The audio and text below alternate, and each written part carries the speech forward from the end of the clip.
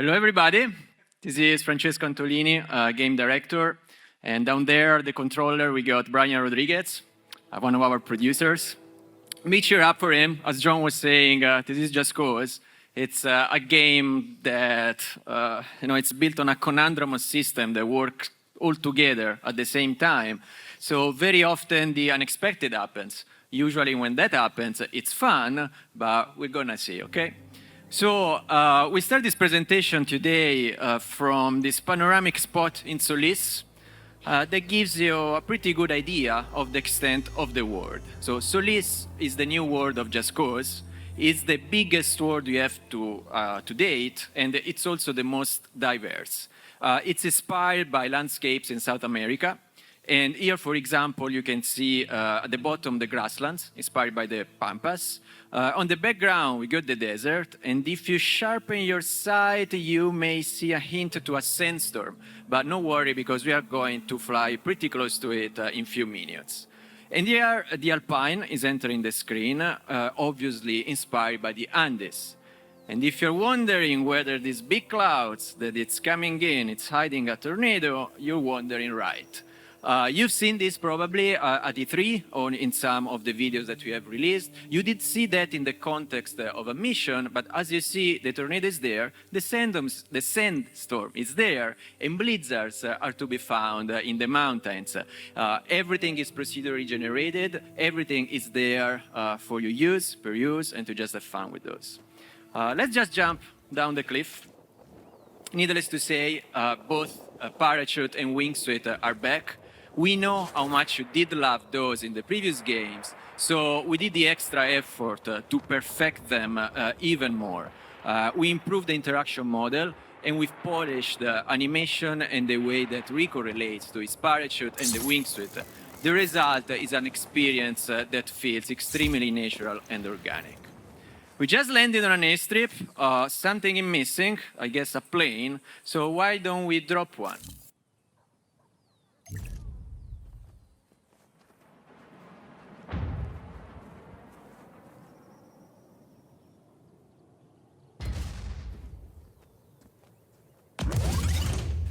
So it's pretty colorful, and the reason is that this plane was actually belonging to the Black Hand, so it was looking quite badass, black and red, but your army took control of it and it just graffitied and made it fun. Because in this game, Rico will indeed need to master an army and create it. The challenge is gonna be tough, he can't do it by himself. As you may imagine, the army is called the Army of Chaos. Oh, you see those icons dancing on the top, that's the top left of the screen. Those are there to advise player about playable content that is nearby. Now they're gonna get less and less because they're gonna go up in the air. But the point is that Solis is not only the biggest world we craft so far, it's also the most rich in terms of things to do. So that widget, it's gonna alert player whether there is something to do for the revolution or for a secondary character or for a main story. And so on. So, as Brian is flying over the desert, you may notice that there is a certain variation in the landscape itself. Like now, we are just welcoming a mine. Welcome the mine. Ooh, that it's, you can tell it's desert, but it's not really desert. It looks and feels different. This is one of those things that we call sub-biomes.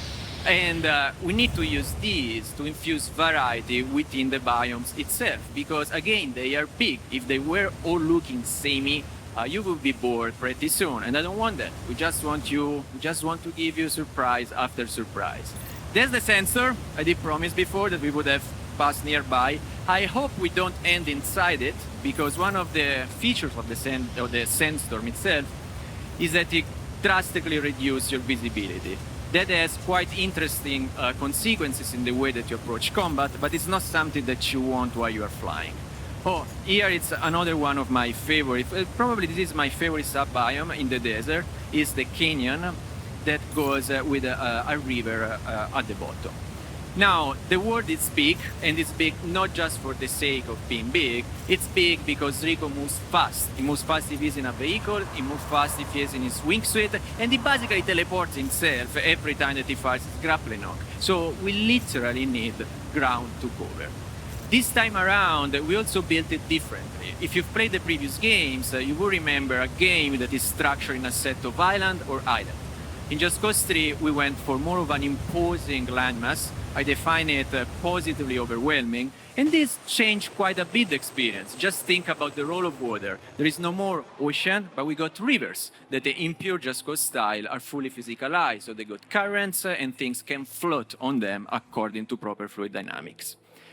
And it's not only a matter of cosmetics, right? It's not only that they look and feel different, they also play different. The biome literally structure your gameplay space. So that, say, driving on the desert through the dunes is a completely different feeling than driving on the rainforest, where it's kind of hard to get off-road because you got trees everywhere. Now think a bit about it. This also means that the moment that you are chased by the Black Hand, the strategies that you're going to employ in the desert are completely different from the one that you're going to employ in the grassland, the alpine, or the rainforest. It's like having 4 games in one. This is one of the town that I love the most. It's inspired by Huacachina. That's a town in Peru, an oasis town, because it's built around an actual lake in the desert. And Brian was so good to collect a space ring that I guess you can imagine how that works. So we talk about the world, we've seen some vehicles and some of the collateral activities. Let's get straight into one of the centerpiece of the game and of the franchise, the grappling hook. So what you learned from Just Cause 3, it's back. As you see, you can tether things and you can retract them. But this time around, you can do much more than that. Indeed, you can change the attachment that you put on your grappling hook. For example, you can attach booster to it and send things spinning around. Or you can go with currently is the YouTuber favorites. We call it airlifter. Everybody else calls them balloons for some reason, but I like airlifter. And what they do, they defy gravity. And in this case, Brian is just sending stuff up the sky, just goes. Now, these attachments are fun to be used in themselves for some reason, just fun. You modify the word. However, they become even more fun the moment that you've got props, humans, vehicles, things that are built in a way that can interact meaningfully with them. So even if you take just a otherwise insignificant food cart, here it is that with the addition of just a propane tank, you can make it interesting once you interact, with airlifter, booster, or somebody else. And it's not just about attachments. Brian, let's put up the customization screen. Let's scare people a little bit. Okay, you got different loadouts, but what I want to draw your attention in, let's just go into the airlifter one. Here it is. Each attachment can actually be modified by applying different mods over it. What Brian is doing now is instructing the airlifter to follow Rico wherever he goes. Now, one moment, because we get him game. So you see, there were a set of mods for the airlifter. There are mods for the retractor. There are mods for the boosters. And you can also change the strength at which each one of these operates. And at the end of the day, we made a calculus yesterday, just for the fun of it. You got more than 4 million combinations. This means that however you're playing, if you compare your loadout to the loadout of a friend after some hours that you're playing, you're probably going to find that they are different, and he has discovered something that you haven't, or that she does something different than what you do, and so on. It's really a tool that has endless possibilities in creative terms. I think that you can proceed and pull off the stand. So we got the airlifter attached to a red barrel. The jet up there, it could have very easily gone onto that. And now the airlifter is following Rico wherever he goes. So Brian has just built a cloud of red barrels. What do you do with a cloud of red barrels? You rain explosions, right? Now, we've seen a food cart, we've seen a cloud of red barrel. Let's approach one of those objects where we actually put a lot more love than anything else. We call them the chaos objects, because when you destroy them, you accrue chaos. Because chaos is bad, and in a meaningful way, the GC2 way, not the GC3 one. And I'm going to talk a little bit more about it in a second. So look at this. This is a radar. However, when we saw this, everybody in the studio thought, oh, it looks like a catapult. So you probably think that too.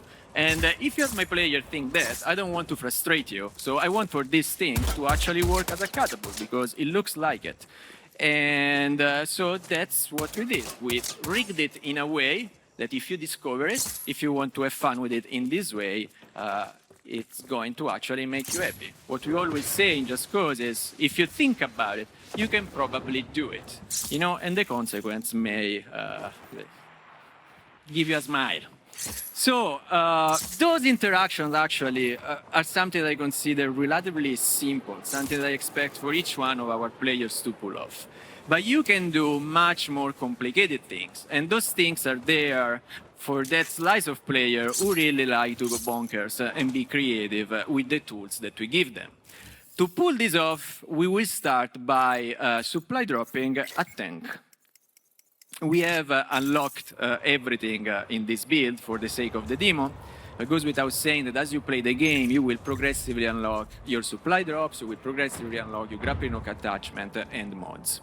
As you've seen, a novelty of 4 versus 3 is that you can precisely decide where your supply drop has to fall, along with the orientation. This is, again, something that we do for players so that they can have a bigger control on their setups. So here Brian needs to change the way that both the airlifter and the booster works. And he's setting the airlifter so that they will stop at 15 meters from the soil. So they're not going to propel things forever up into the sky. And has to be indestructible. For the boosters, what he just did, he told the booster, wherever I put you in, never propel it down, okay? Only up or on a plane. And I guess what we've created, it's a flying tank. So what's interesting here is that the player, Brian there, is still driving the tank. And this is, since we have engineered the control so that you can use your grappling hook attachments even when you are driving vehicles. At the same time, everything about the tank is still working. So you can shoot your rockets and you can shoot your minigun. I think that you are approaching a front line. Front line, it's these areas of perennial battle in the game. No, it's a front line. You've got an army. The army advance just up to the point where the Black Hand, your opposing army, stops them. And where this happens, you got a front line. So the front line is basically a concrete representation of your progress within the game itself. Now, I will watch this thing for hours, but I don't think we have hours here, Brian, so that we can cut it short and maybe change scenario. Bye, tank.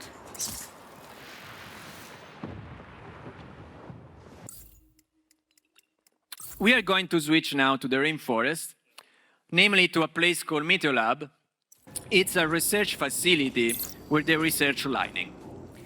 At this point into the game, because obviously this is a safe game, right? We did already take control of Meteolab itself. This is why you don't see Black Hand. It's also a quite nice sunny day, so the situation is calm. It's beautiful. There's a little breeze. Why don't we take a weapon? Oh, wind gun. Wind gun is one of my favorites because it really leverages physics. And what it does is basically shoots wind, right? So it means that if you have a dynamic object, whatever that is, maybe it's a person, a vehicle, or, you know, that's what you just seen, it will propel it. It has a secondary fire, like each one of the weapons in the game. And in this case, the secondary fire, it's a burst of wind that you are gonna use to kick this thing away. This will give us chaos. As I was mentioning before, chaos is back. And what basically does, the more chaos you wage, the more people will admire you, and the more people are going to join you. So doing more chaos is what you need to do to actually muster people to join your army. You can see this updraft. Wind is a big component of the game, and you know for sure if you've seen the tornado video. We don't have only destructive wind, there is just wind that brings you around the world, and there is what we call mechanical wind, like this one. I love this because it allows me to hover in my parachute over the base and rain that from above. Let's see what happens if we shoot the wind gun now. Fire it now. Rico gets propelled.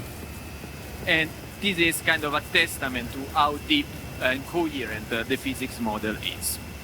Now, this said, I want to start a bit from a mission, and you may have understood that already, that what we're gonna do now, we're gonna to change everything by basically calling a lightning storm. So in this part of the mission, in this bit, the Meteor is under the spell of a lightning storm and of a black hand attack. And what we are asking the player to do, we are asking the player to rise 3 lightning rods so that they will attract lightning and make the area secure for Rico and his army. So let me tell you something about the extreme weather. There were 3 principles that we were following when engineering and designing each one of the extreme weather events. First of all, we want for them to be game changers in terms of we want extreme weather to change the world. And that's mostly a matter of realization, right? And if you look at Meteor Lab now, this is the same place that you've seen 2 minutes ago. It's radically different, right? The atmosphere is different, the feel is different, and it also plays different. Because indeed, the other 2 principles were, 1, we want for extreme weather to be and feel challenging to players, okay? It can't just be something that you have and you walk down it. Secondly, we wanted for it to be something that you could use, you could master and use to the end of the sandbox itself. Not an easy challenge, and each extreme weather event achieves it in a different way. So I'm gonna tell you how we did that with the lightning, and this discovery is going to hopefully help you to make sense of what's happening right now on the screen. So lightning follows a very simple rule that says if there is a character or a vehicle within the vicinity of a lightning strike, the lightning is going to hit the highest one. Now, I am looking more at you than at the screen, so I don't know how many times that happened. The point is that here, everything happens, it's procedurally generated, so we don't really have control when a lightning strike. And let's say if it works, the lightning should hit the chopper, and indeed, it hits the chopper. And I could definitely watch this going on for hours and hours as for the flying tanks, but again, we don't have hours and hours, so I apologize about that. But getting to conclusion now, we just played for 15 minutes, I believe, but we've seen quite a lot of things. We've seen Solis, and hopefully now you have a better idea of what the extent and the variety of the world actually entail. We had a very little sneak peek of the part of vehicles and weapons within the game. I've mentioned that each weapon comes with a secondary fire, and that vehicles themselves, most of the time, comes with some novelty, something new to discover, something that you can use to the end of the sandbox. Similarly for destruction objects and prop of the world. There's always a little secret to discover, always a little interaction that will make you smile at the moment that you use the grappling hook on them. And last but not least, we've seen a second extreme weather event after the tornado, which is the lightning storm. Thank you guys, I hope you did enjoy the demo.